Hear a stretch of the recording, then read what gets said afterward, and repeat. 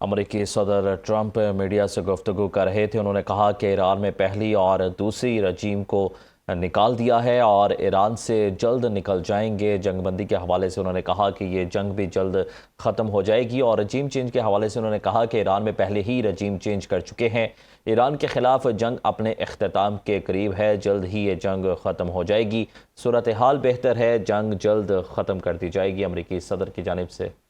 یہ بھی کہا کہ ڈیموکریٹس کی جانب سے جو موقف سامنے آتا ہے اس سے پتہ چلتا ہے کہ جو منشیات فروش ہیں، جو ڈیموکریٹس ہیں، وہ یہ نہیں چاہتے کہ امریکہ سے منشیات فروش کا خاتمہ ہو جائے، اور ڈیموکریٹس یہی چاہتے ہیں کہ اس ملک میں جو ہے وہ منشیات فروش ختم نہ کیے جا سکیں۔ اور انہوں نے یہ بھی کہا کہ مجھے بادشاہ کہا جاتا ہے، لیکن مجھ پر تنقید کرنے والے جو ہیں وہ یہ بتائیں کہ انہوں نے 4 سال میں کیا کیا ہے۔ اس کے علاوہ بہت سارے اہم معاملات پر بھی انہوں نے گفتگو کی، جس میں انہوں نے 2 ایگزیکٹو آرڈرز بھی جاری کیے۔ انہوں نے کہا کہ ٹرمپ کی جانب سے یہ ایگزیکٹو آرڈر جو ہے وہ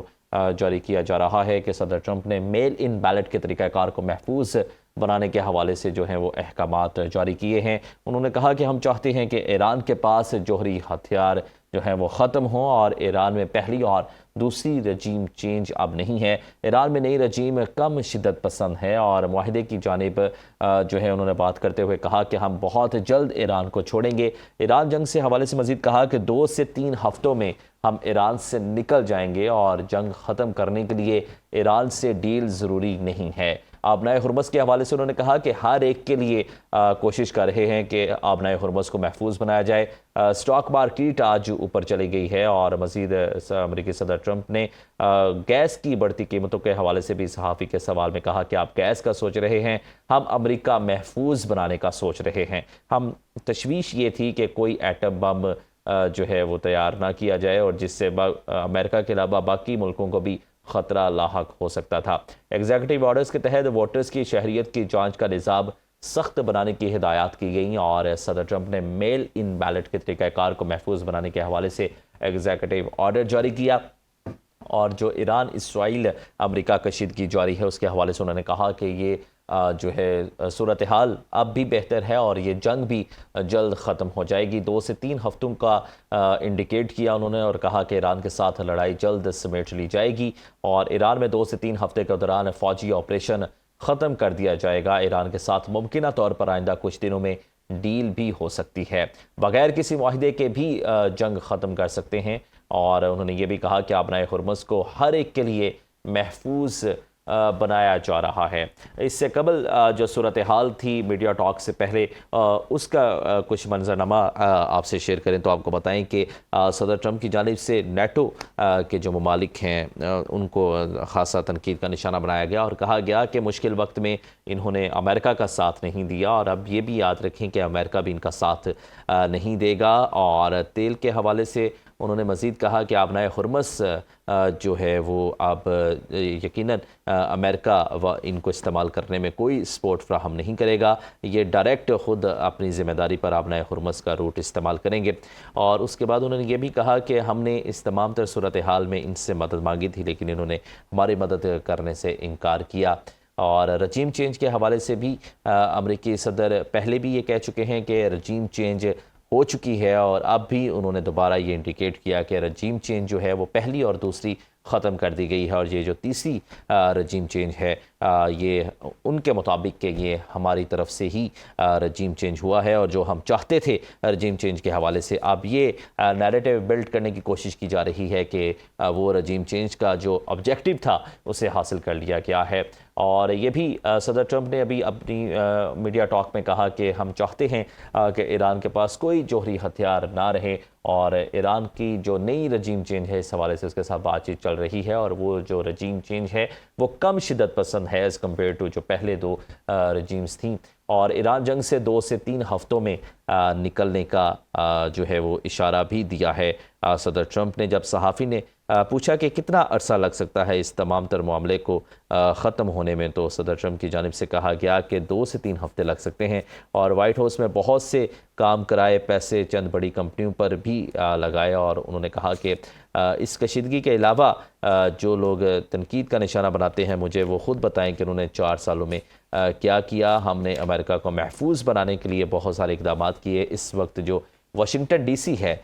وہ محفوظ ترین شہر تصور کیا جا سکتا ہے، اور مزید کہا کہ انہیں اپنی حفاظت خود کرنا ہوگی اور کوئی وجہ نہیں کہ ہم ان کی حفاظت کریں گے۔ یہ انہوں نے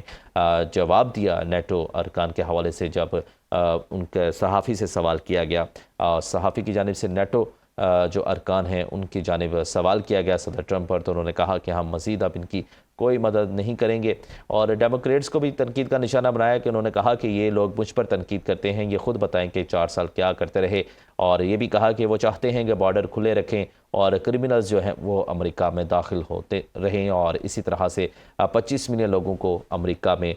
داخل ہم نے نہیں ہونے دیا اپنے دور حکومت میں، جبکہ اس سے پہلے ایسا ہوتا رہا، اور اب بھی ڈیموکریٹ یہی چاہتے ہیں، اور ان کی جانب سے یہ بھی رد عمل سامنے آتا ہے کہ یہ جو بارڈرز بند کرنے کا معاملہ ہے، ہم تو صرف بارڈرز منشیات فروشوں کے سدباب کے لیے بند کر رہے ہیں، لیکن یہ چاہتے ہیں کہ منشیات فروش بھی نہ ختم ہو سکیں۔ ڈیموکریٹس کی اگر بات کر لی جائے تو کافی تنقید کی جا رہی ہے صدر ٹرمپ کی جانب پر بھی کہ یہ جو ایران کشیدگی کا جو معاملہ ہے یہ یقیناً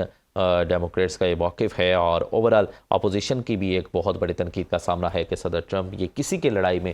بلا وجہ کود پڑے ہیں اور اس کی کوئی ضرورت نہیں تھی، اور بہت سارے ڈیموکریٹس سینیٹرز کی جانب سے یہ بیانات بھی دیے گئے کہ اس لڑائی کی کوئی ضرورت نہیں تھی، اور اس میں صرف اور صرف